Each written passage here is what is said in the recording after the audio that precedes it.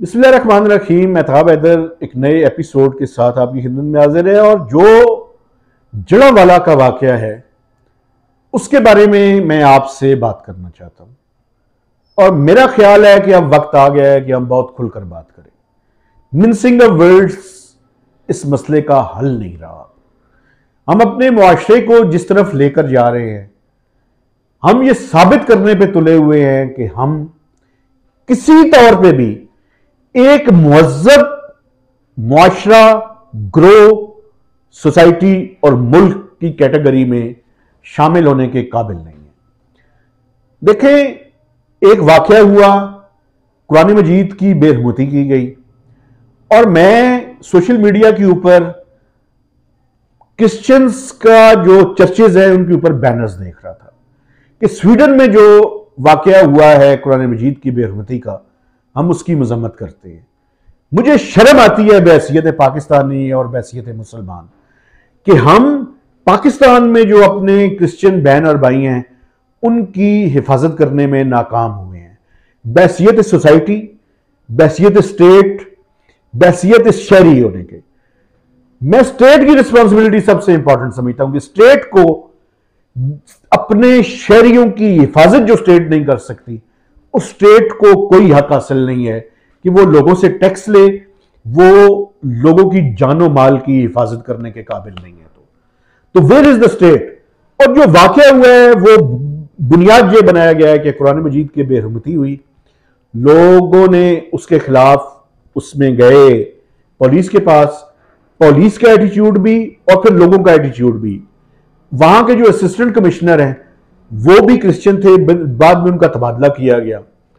अब मसला ये है कि जो लोगों की गलती है वो ये है कि आप कैसे, आप खुद ही मुद्दई, खुद ही गवाह और खुद ही जज बन जाते हैं। आपका काम यह था कि अगर खुदा ना खास्ता ये कोई किसी ने बेरहमती की भी है तो आप उसके खिलाफ पुलिस में जाते, एक रिपोर्ट दर्ज करवाते और पुलिस को और इंतजामियों को मौका देते कि उसकी इन्वेस्टिगेशन करें। इस बात का क्या जवाब है कि आप किसी चर्च को आग लगाएं, किसी की इबादतगाह को आग लगाएं? और मैंने वो सलीब को गिराते हुए देखा है। मुझे शर्म है, मैं इस मुल्क का शहरी हूं, मुझे शर्म है। और मुझे शर्म इस बात की भी है कि उस गांव में, उस शहर में, उस कस्बे में कोई लोग ऐसे नहीं थे कि जो उठ के उनकी हिफाजत करते। अगर हम सब ने यह तय कर लिया है कि इन नाम नेहाद जो इस्लाम के ठेकेदार हैं उनके हाथ में हमने हॉस्टेज रहना है, फिर तो इस मुल्क का कोई हल नहीं है। मैं उस शहर की इंतजामिया से भी यह सवाल करता हूं कि आप सलीब के गिरने का इंतजार करते रहे, आप चर्चेस के जलने का इंतजार करते रहे, आप उन गरीबों के घरों का सामान जलने का इंतजार करते रहे। डूब मरने का मुकाम है, बाइस शर्म है। मैं पाकिस्तान की जितनी क्रिश्चियन कम्युनिटी है उनके साथ इज़हार यकजहती करता हूं और उनसे ये बात करता हूं कि मुझे शर्म है,